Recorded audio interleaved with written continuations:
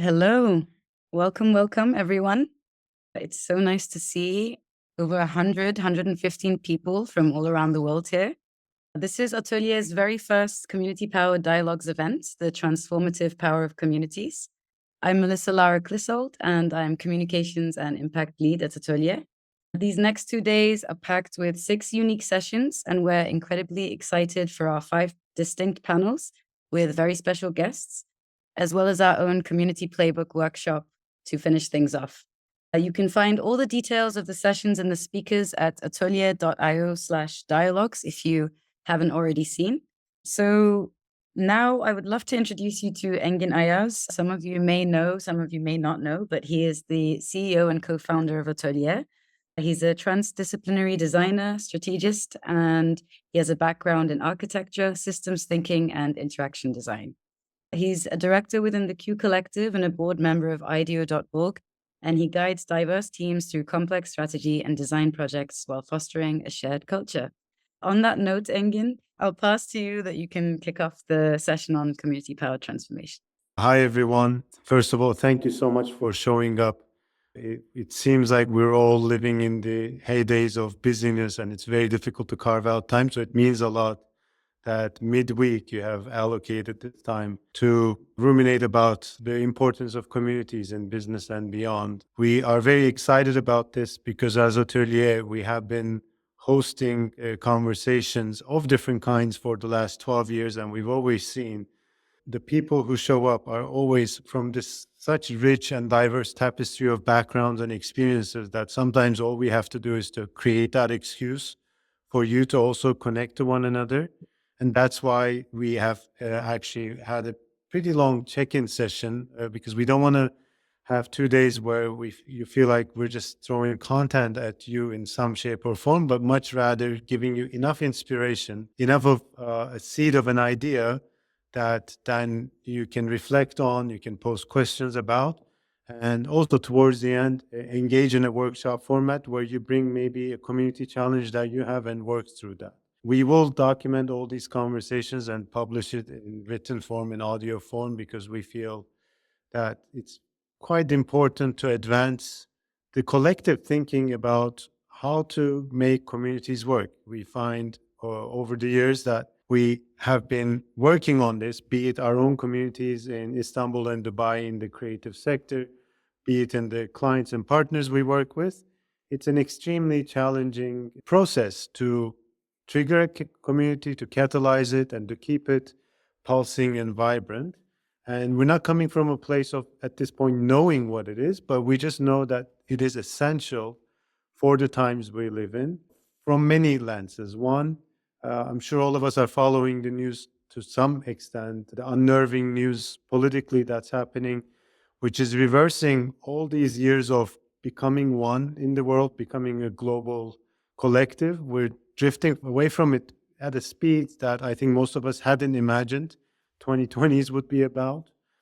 When you look at psychological stack of things, people are feeling more lonely and isolated than ever. We're not going to throw stats at you, but we all know they're out there. And a lot of social structures are crumbling. And even at work, what does it mean to be part of a team and an organization? And where's my contribution? What does that change in the age of AI? There's probably more things that are fluid and free these days than fixed. And then our point of view is, what can we focus that has not changed? In the midst of this turbulence, we don't think one portion of a foundational premise of being human, one thing hasn't changed, and it's the I and the we.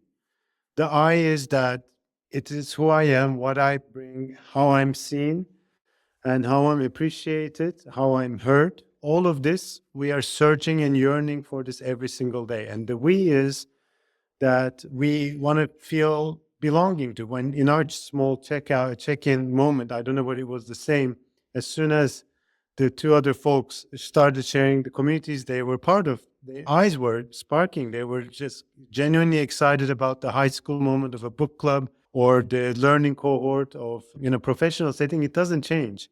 It is when we are seen, but we also feel like we belong, then we can really thrive. And that is the work that we're doing with ATÖLYE day in, day out, for ourselves, for our own organization, as well as the leaders and the organizations we work with.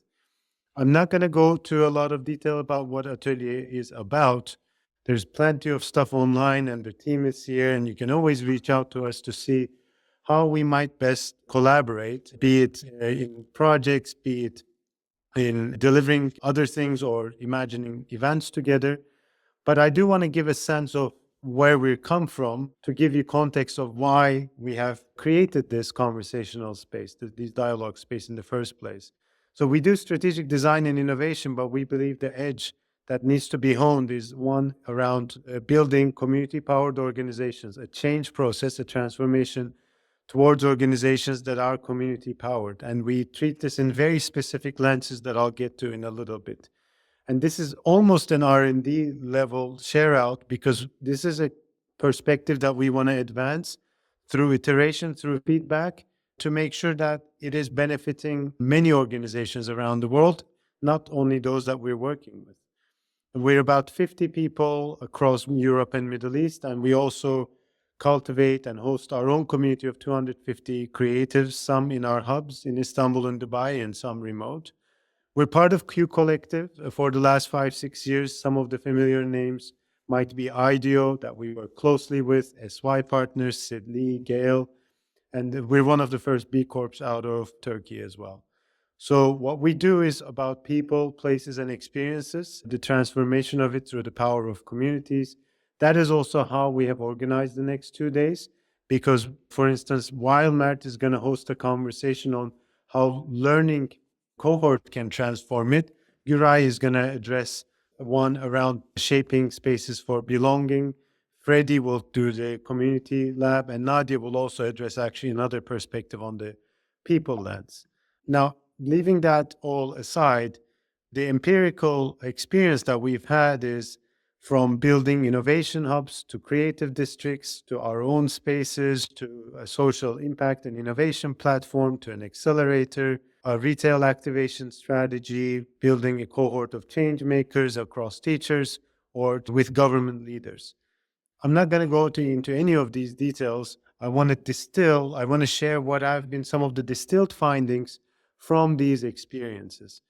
And the way we have decided to distill it in this form of a community playbook, which we realize then can help not only us, but anyone who's thinking through communities. And that is precisely the part that will be in the last bit in the workshop. You might then hear us in our conversations over the next 2 days ask these foundational questions to even the participants that we're going to be talking to.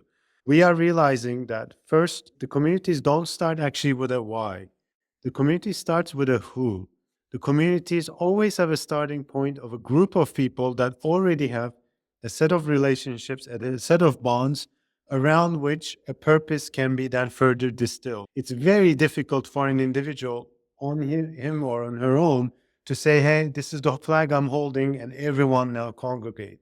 We have observed that the genesis of each community starts already with the diversity of a few people. The purpose helps it scale. This is where brand communications and a crisp strategy comes in. We have seen in how to grow a community, then building the right business model, incentives, governance structures comes into play. In imagining the experience of a community, you have to look at digital platforms, physical platforms, and then in the scaling and the growth of it, again, you have to look at the business. Even though the word community might seem a bit soft and fuzzy, we have seen it actually requires pretty end-to-end lens of design, strategy, disciplines to make it work. And that's not something that we had predicted, honestly, a decade ago. And through that, what we built different mental models that we have been using over and over again and honing in to help think through communities, the strategic choices that one needs to make in a meticulous way. And we would love to, again, get your input as you dabble with these resources, deploy it in your own settings and see what sticks and what doesn't. And now, then more at the high level, when we say communities, we have seen that it's a really participatory change process where the first bit is mapping the terrain, understanding the stakeholders, building the right set of curation criteria, figuring out how to engage them to weave a web ops trust, because without that trust, no one collaborates, at least in the long term. So we have seen these have been the four steps that have to follow one another, but also you have to work like a spiral in and out, because sometimes as new actors come in, you have to move through this process over and over again. And we're also gonna share these, so I'm just gonna skip over these. But a few things that we have then seen over the years have been one, I don't know, maybe some of you are familiar with Dunbar's number. It is an academic lens that has brought it in anthropology to say 150 is the number of people you can really retain in your memory with names, with faces, and some information about them.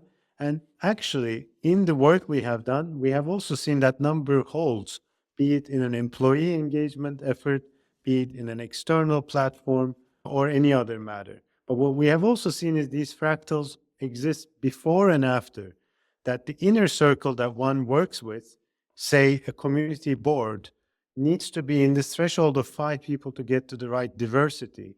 Maybe that next scale of owning an initiative can work in the scale of 15. The people that are good friends maybe are in this range, but also this is how organizations operate. 35 to 50, I don't know, maybe some of you are operating in large organizations. Those tend to be the domains after which you cannot keep coherence in a function and team as much. And then the scale goes further. But what we have seen, maybe I'll just jump to this first, is when we're working with leaders, the time horizon is so essential to get the expectations right. In most cases, when we sit down with a leader to imagine a new community or platform, we have seen it's a 5-year journey. And the exponential curves, anyone maybe that's more quant here, they tend to be quite flat in the beginning. So we realize over and over again that we have to manage expectations, that in the first few years, you're distilling the right founder community, getting the right relationships in place, getting the right governance and system in place, and then you can scale. Not too dissimilar to a product market fit of a startup where it's flat, and as soon as it catches how it really creates value, it goes to a different curve.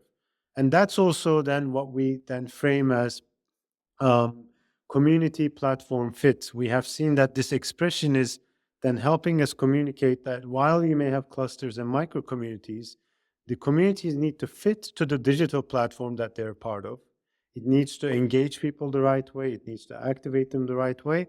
And the digital platform also has to fit well within the physical platform, how people, again, meet, congregate, connect. And then in the context of that, the incentives is where everything either breaks or holds together. And in Atelier, in every project or platform we build, we keep going back to this. And I have to say, it's the hardest part of it all that we have seen, because some communities thrive in the majoring, let's say, of connecting. People just connect, share their struggles, share their dreams, share their hopes, and that might be it. Just being together is a purpose in and of itself. Some communities are majoring in learning. They are activities that connect to growing together, cohort-based learning programs that bring different employees together, etc. And some communities index on building together, which is actually delivering assets, delivering projects. We have seen that it's incrementally harder to go from left to build. You have to weave trust with connect. You have to understand and build a shared language through learning together. Only then you can build. These are just some of the emergent findings that we have seen over the years that we just wanted to leave as seeds of thought that you can also revisit as we host different conversations with the participants. Now, why does it matter? Why are we even talking about communities right now? Our thesis is that the complexity we live in is not going to change. And the way of fighting that complexity alone is cumbersome and probably leads to burnout at best. But when we try to bring too many stakeholders together in an uncoordinated fashion, we also don't go that far. That's been the story of the last 150 years in some regards. So then the thesis is, this is, be it a government entity or a NGO or a private sector entity, that if we are to put these communities of practice, communities of place, communities of purpose at the center of it all, it can create a flywheel where you build open innovation funnels, where you talk about your brand in a different way, where you capture and harvest impact stories, and where you retain and engage and attract the best people. So, just to frame it in a different way, we're looking at advocating, and hopefully some of you have shown up maybe with a similar lens about the world, a shift from utility to connection, from attention to retention, from conversion to engagement, and from merely benefiting shareholders to building with shareholders. We understand this is a minority view these days. This is not where the current world paradigm is. This is not when a leader is facing uncertainty. What they lean on is, can I get another 5 or 10 year strategy with my initiatives shown in a cascade?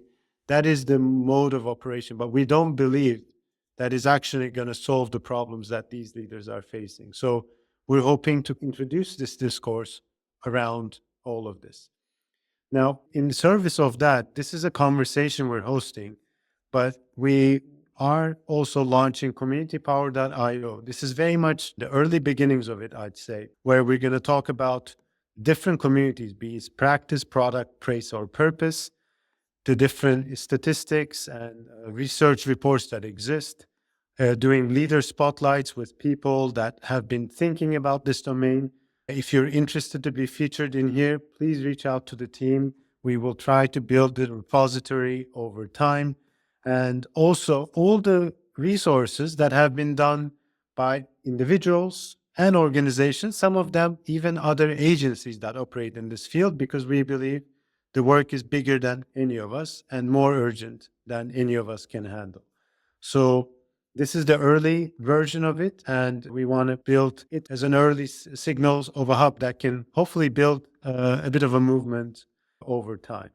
So yeah, with that, feel free to come and sign up here if you haven't.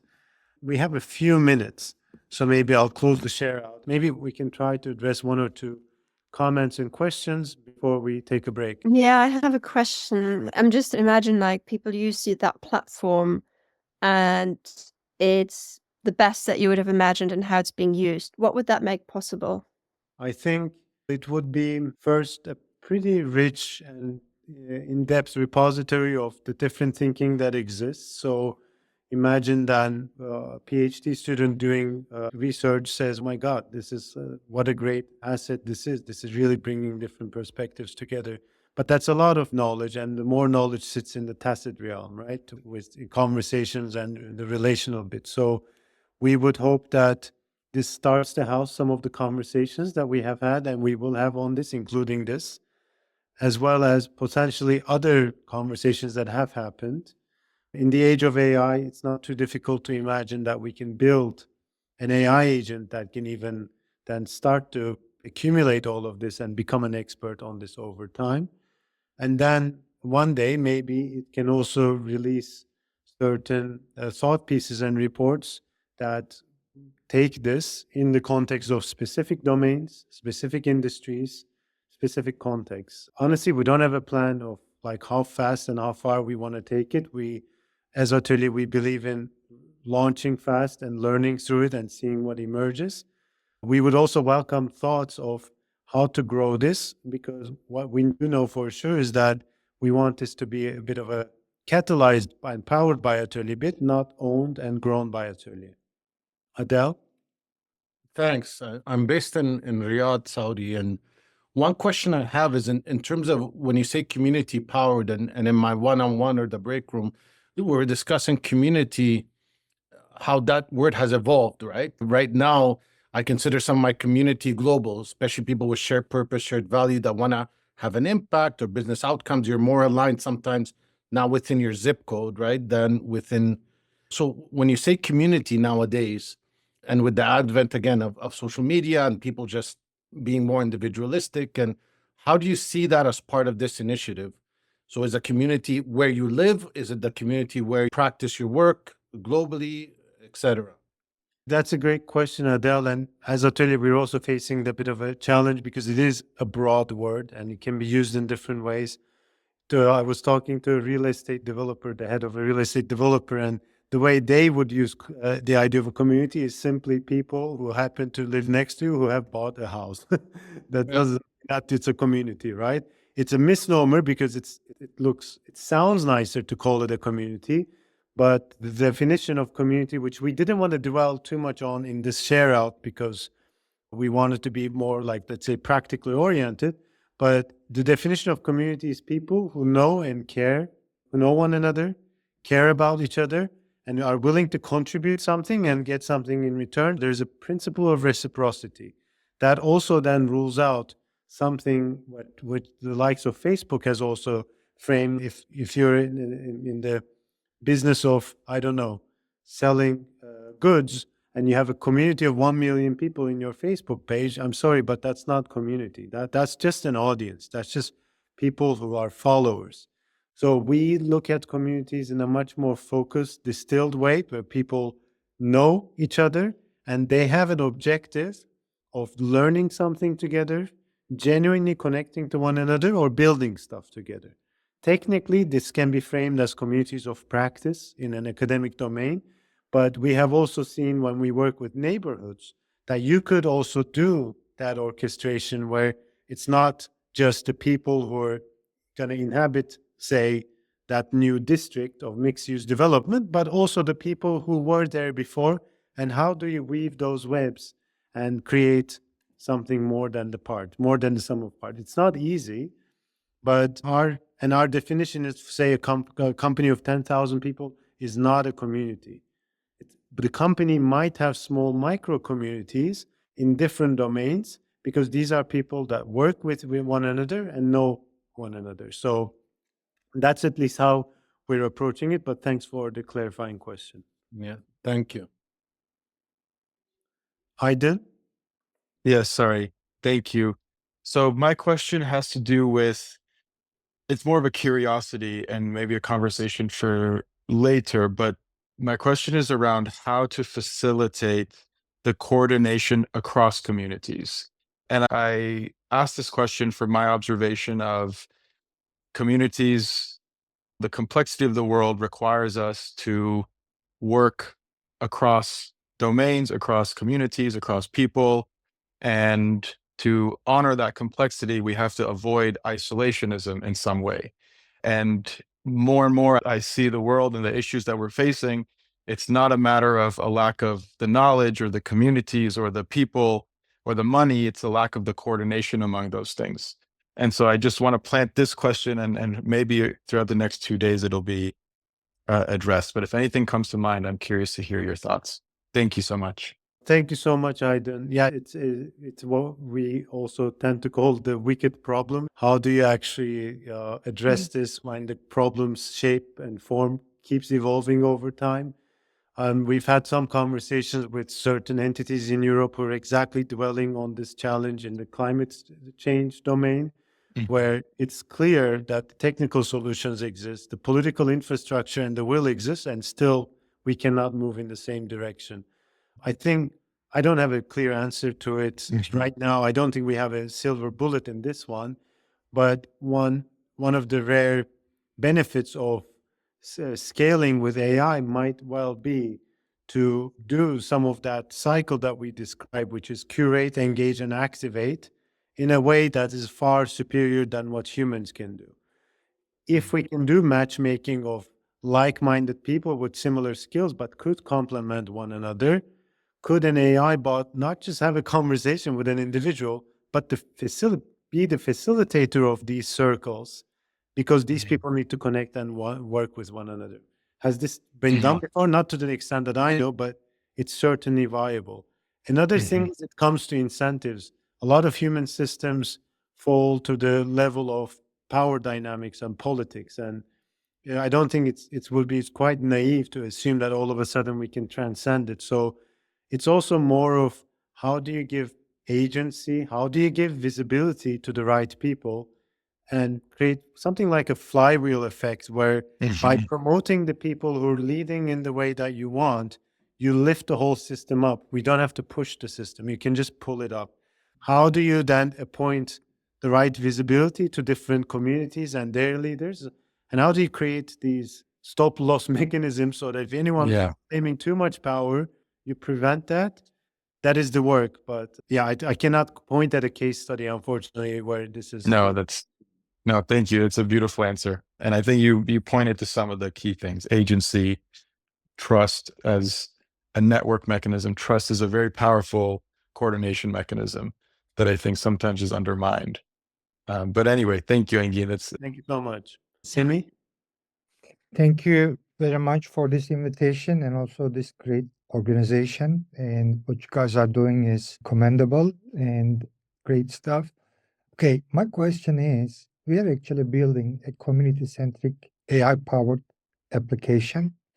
And I was wondering if there is a possibility for us to learn from your experience and also maybe explain what we are doing and see if there is any synergy. Can I contact you related to this? I don't want to take Absolutely. anybody else's time right Absolutely. now.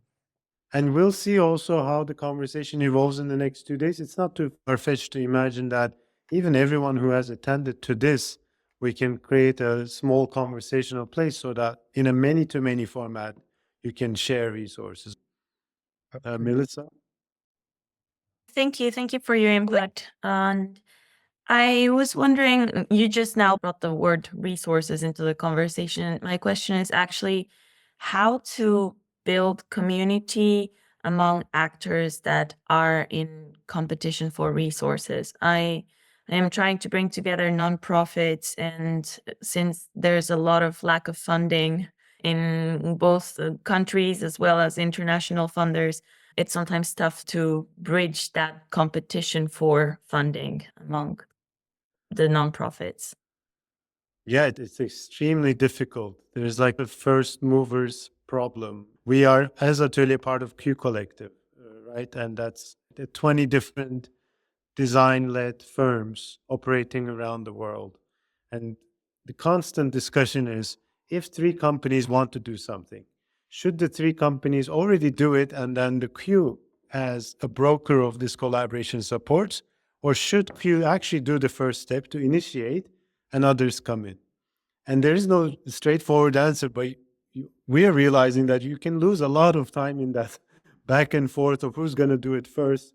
And will I be taken advantage of if I become too open with my intent, my contacts, my deeds?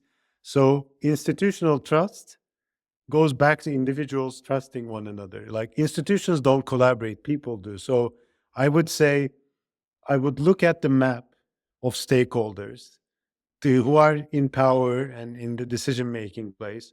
Do I have access to them? Can I weave a web of trust by maybe doing an offsite and really helping everyone bring their guard down and share their moment, their challenges?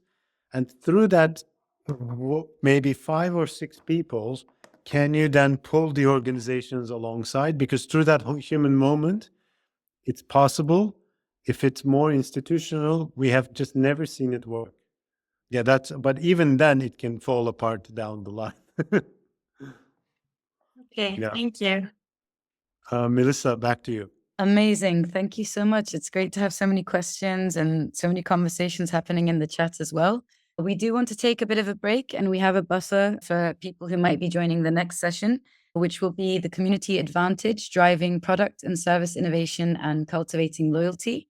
We have 3 guests, Andreas Sommer, Helen Keys, and Victoria Stoyanova, who are all here right now. So yeah, great. See you very soon, everyone.